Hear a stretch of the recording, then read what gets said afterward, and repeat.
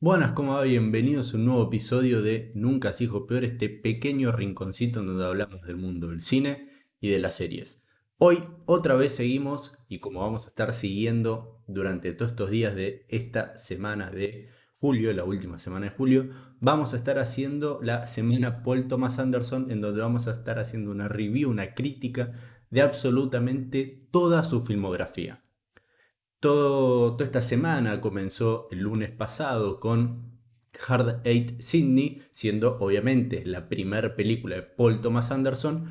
Luego proseguimos ayer, martes, con Boogie Nights, quizás la película donde absolutamente todos se enteraron de quién era este director. Y ahora seguimos con su tercer film, Magnolia, donde muchos consideran que lo que construyó y que mostró pedacitos en Hard Eight y luego hizo lo que quiso en Boogie Nights, acá en Magnolia es como su punto culmine de absolutamente todo, donde pone absolutamente toda la carne al asador este director, este escritor, y bueno, es una locura lo que vamos a estar hablando hoy, de la película de la cual vamos a estar hablando hoy. Magnolia es una película de 1999, dirigida y escrita obviamente por Paul Thomas Anderson. Como bien dije en las anteriores críticas, Paul Thomas Anderson dirige, o en realidad escribe, todo lo que va a dirigir o dirige todo lo que escribió.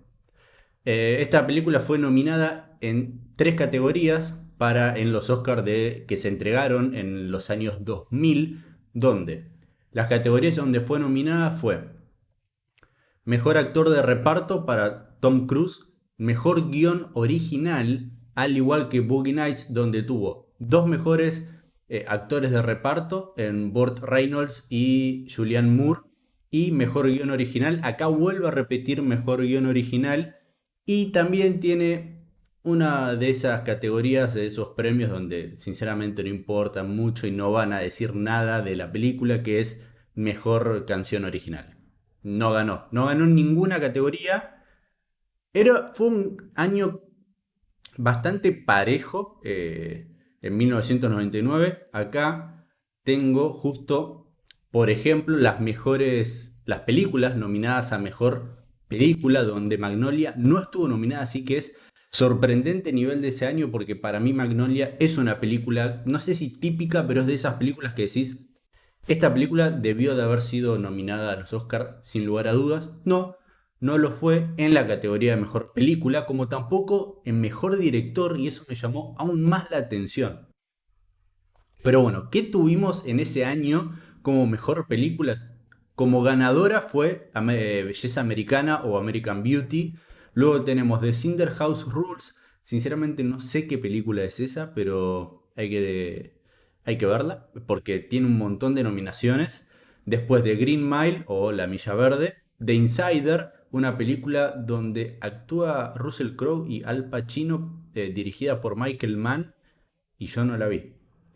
Así que esto por lo menos ayuda para decir, ojo, esta película que obviamente la escuché durante toda mi vida, pero nunca la vi, ahora que la veo acá y que en sí compitió en todo ese año con Magnolia, y es una película que en sí hizo que Magnolia no esté nominada como mejor película, la tengo que ver. Y El Sexto Sentido, dirigida por M. Night Shyamalan.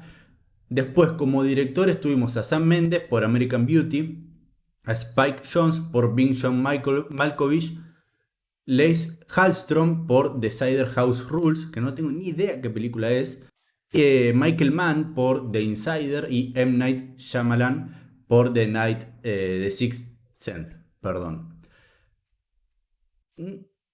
Todos, a ver, directores más que aceptables nominados ahí, pero yo siento que después de haber visto Magnolia es como, ¿cómo puede ser que no, no hayan nominado a Paul Thomas Anderson todavía a mejor director? Para mí ya era un obvio con Boogie Nights y no simplemente como el gran premio que le dieron fue la nominación a mejor guión original. Y ahora que vuelve a ser una locura atroz, que sí, a ver, en estructura narrativa es similar a lo que hizo con Boogie Nights. En Boogie Nights sí nos presenta a un personaje que podemos ver rápidamente como un personaje principal. ¿sí? Que es el de Mark Wahlberg, y que en torno a él y todo este mundo que él conoce, nosotros nos adentramos en este mundo de la industria pornográfica en esa época, y ahí es como conocemos a todos estos personajes de reparto y todas sus historias particulares. Acá en Magnolia, de entrada, ya vemos que la historia que nos va a estar presentando es una historia de vida, donde vamos a estar viendo, no hay un personaje principal, no lo hay, sino que todos son importantes en igual envergadura, o todos son principales o todos son de reparto, se podría llegar a decir, pero todos son importantes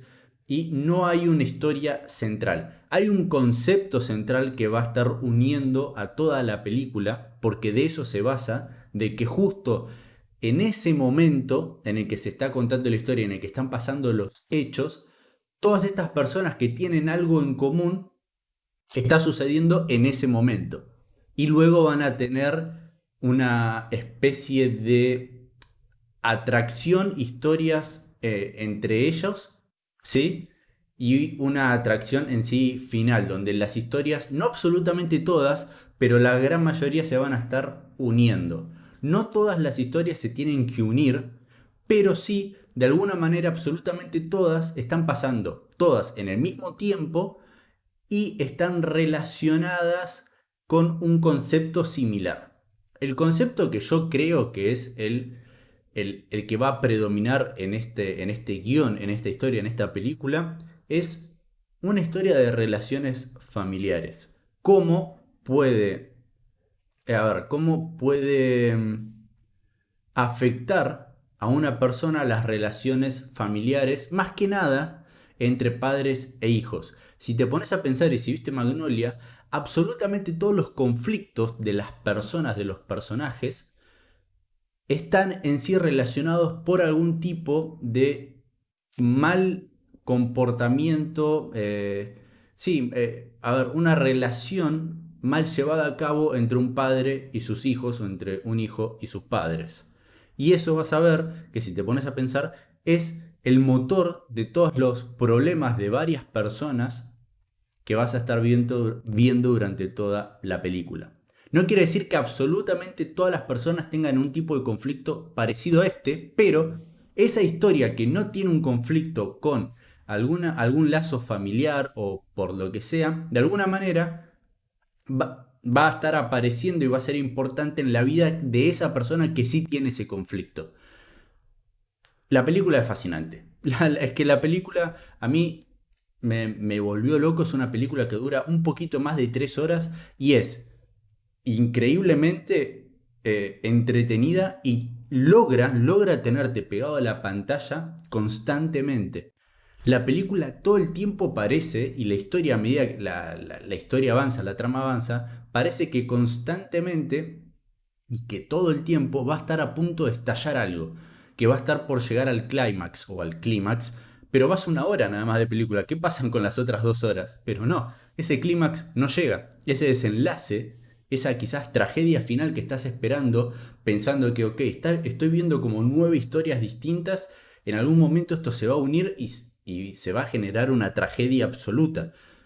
Pero eso no ocurre, pasa 1 hora y no ocurre, pasan 2 horas y no ocurren, pasan 2 horas 30, pero igualmente las historias en sí de a poco empiezan a relacionarse unas con otras, pero igualmente no está llegando ese clímax, esa tragedia, ese desenlace que quizás vos estarías pensando durante toda esta duración, estas 3 horas, y luego la historia culmina. Y con respecto a ese desenlace, en unos minutos vamos a estar hablando. La verdad que Magnolia, a ver, si bien en la anterior review de Boogie Nights dije que Boogie Nights es para mí la película que más me entretuvo de Paul Thomas Anderson, pero que eso no quería o no significaba que sea el mejor largometraje de toda su filmografía, yo siento que Magnolia es un film superior, pero que no me entretuvo o no fue un tal divertimento como lo fue Boogie Nights conmigo. Por eso no quiere decir que una película que me haya divertido más o que me haya entretenido más quiere decir que sea mejor película que otra. A ver, Magnolia tiene absolutamente todos los logros dentro del punto de vista técnico que tiene Boogie Nights. Vestuario, diseño de producción, maquillaje, peinado, guión, dirección, cinematografía, actuación, todo eso lo tiene. Pero además tiene un plus, que cuál es un mejor guión, aún mejor elaborado. Para mí Magnolia, en un primer lugar, la película es guión y edición. Es fascinante el laburo de edición que hicieron porque, a ver, si vos ves la historia de principio a fin de un personaje, o sea que quizás la historia se resume en 15 minutos, pero vos la ves explayada en 3 horas, pero además te lo van mecheando con un montón de otras cositas, de otros personajes, esa historia resalta aún más y te impacta aún más a medida la vas a ver, a medida el metraje avanza de la película. Si vos ves esa historia en 15 minutos, quizás no te llega como te termina llegando si lo ves cómo fue editada la película. Por eso para mí el laburo de edición que se hizo en Magnolia es increíble, junto obviamente con lo que hizo Paul Thomas Anderson con su guión. Luego en segundo lugar viene otro dúo que puede llegar a ser para mí actuación y dirección. Obviamente si no se hubiese tenido como director a Paul Thomas Anderson, esta película podría haber sido un desastre y no sé, no hubiese tenido quizás la relevancia y la espectacularidad que termina teniendo si no hubiese sido Paul Thomas Anderson el director. Es muy probable, pero para mí sigue siendo más un laburo de guión y de edición que el de director. Pero en segundo lugar, para mí está el director y las actuaciones. Las actuaciones son increíbles. Posta que son increíbles y es más, no es que voy a decir que absolutamente todos estaban a un nivel para ser nominados en mejor actor de reparto, pero puede llegar a ser. Pero el que sí fue nominado, que fue Tom Cruise, muy buen labor de Tom Cruise en este papel. Es que es un papel, el que hace encima, es el mejor de la película y puede llegar a ser que sea el que mejor interpretado está. Pero es que es increíble ese personaje. Es un gran personaje y una gran historia dentro de un guión impresionante. Pero, habiendo dicho todas estas locuras y todas estas cosas tan buenas de Magnolia, para mí hay algo que a mí no me terminó de cerrar y es para mí la única falencia de este film, y es la conclusión. Durante toda la película vos pensás de que de alguna manera estas historias se van a unir y van a terminar en esa tragedia que yo dije, o es lo que quizás yo esperaba, y es lo que quizás estoy acostumbrado de otro tipo de películas que tienen una estructura en cuanto a la historia cómo está armada similar a Magnolia. Que todo se termina uniendo y termina siendo una tragedia. En la gran mayoría de los casos. Acá, si bien se terminan uniendo en menor o mayor medida algunas historias, la resolución final siento que quedó media vaga. O que además, a ver, no te la ves venir y te termina sorprendiendo y, a ver, es muy probable que esto sea lo que el director quería. Que vos pensás que, bueno, esto va a terminar de esta manera, va a culminar así, pero en eso sucede algo que decís, ¿qué? ¿Qué pasó? ¿Y por qué pasó esto? Simplemente pasó y la historia terminó. Es como, es choqueante ese final, y a mí no me terminó de convencer, a mí en particular. Después estuve escuchando algunas entrevistas que se le hizo al director de qué quiso, o sea, qué significa ese final.